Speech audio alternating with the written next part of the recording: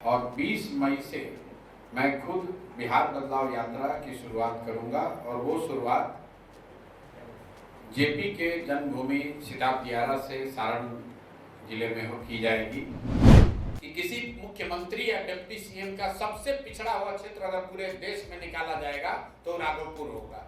तो ये राघोपुर की जनता को देखना है। नमस्कार, न्यूज़ फॉर नेशन देख रहे हैं आप। मैं हूं रश्मि श्रीवास्तव आपके साथ। बिहार में नीतीश कुमार और तेजस्वी यादव के खिलाफ चुनावी मैदान में जनसुराज के संस्थापक प्रशांत किशोर ने बिगुल फूंक दिया है और एक बार फिर से बिहार बदलाव यात्रा की शुरुआत प्रशांत किशोर करेंगे।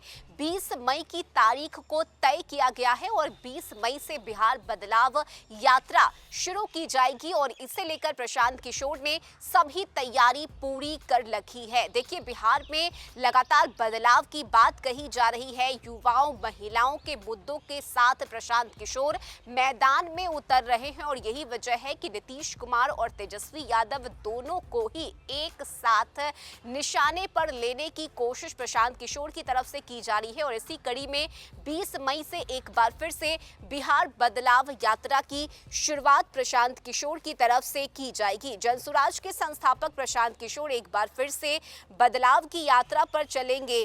वे लोकनायक जयप्रकाश नारायण की जन्मस्थली सिताब दियारा से बिहार बदलाव यात्रा की शुरुआत करेंगे और देखिए, इस यात्रा का उद्देश्य बिहार सरकार के द्वारा जातिगत जनगणना, भूमि सर्वे और दलित महादलित समाज के विकास के मुद्दों पर किए गए कथित धोखे को उजागर करना है।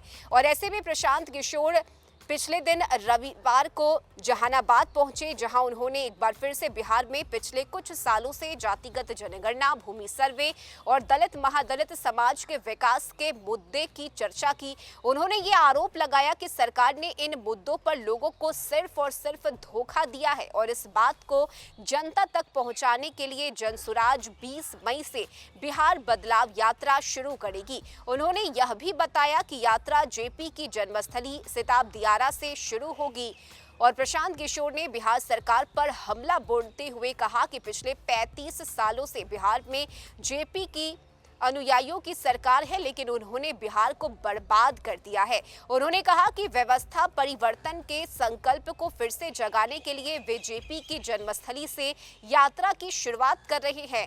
वहीं विपक्ष के नेता तेजस्वी यादव पर भी निशाना साधते हुए प्रशांत किशोर ने कहा कि आज भी राघोपुर के लोग साल के 6 महीने नाव से आते जाते हैं। उन्होंने कहा कि तेजस्वी यादव के क्षेत्र होने के बावजूद राघोपुर का विकास नहीं हुआ है। उन्होंने कहा कि आज भी अगर किसी महिला को प्रसव के लिए अस्पताल जाना होता है तो उसे पीपा पुल का सहारा लेना पड़ता है। प्रशांत किशोर ने दावा किया कि अगर देश के सभी मुख्यमंत्रियों और उप मुख्यमंत्रियों के क्षेत्रों के विकास की तुलना की जाए तो राघोपुर सबसे निचले पायदान पर होगा। तेजस्वी यादव के मुख्यमंत्री पद के उम्मीदवार पर महागठबंधन में चल रही खींचतान पर भी प्रशांत किशोर ने टिप्पणी की। उन्होंने कहा कि कांग्रेस आरजेडी की झोला ढोने वाली पार्टी है। उन्होंने कहा कि बिहार में कांग्रेस की कोई औकात नहीं है, कांग्रेस सिर्फ कुछ सीटें ज्यादा पाने के लिए ऐसा कर रही है।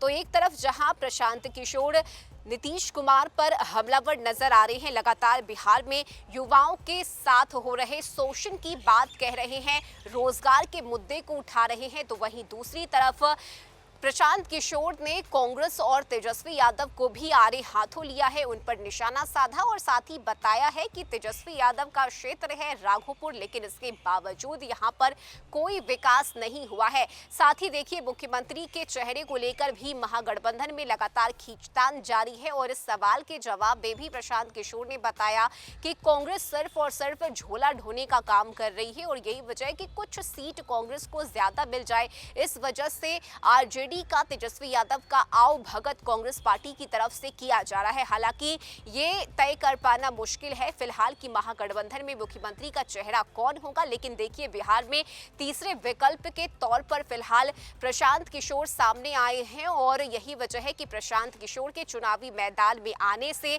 चाहे वो एनडीए हो या फिर महागठबंधन, दोनों को ही नुकसान झेलना पड़ सकता है और यही वजह है कि अब एक बार फिर से बिहार यात्रा की शुरुआत पर यानी कि बिहार बदलाव यात्रा की शुरुआत 20 मई से प्रशांत किशोर करेंगे और इस यात्रा के तहत जन जन तक जाकर, जनता के बीच जाकर अपने संदेश को पहुंचाने का काम करेंगे। इस खबर में अभी के लिए बस इतना ही। न्यूज़ फॉर नेशन पर खबरों का सिलसिला जारी रहेगा। नमस्कार।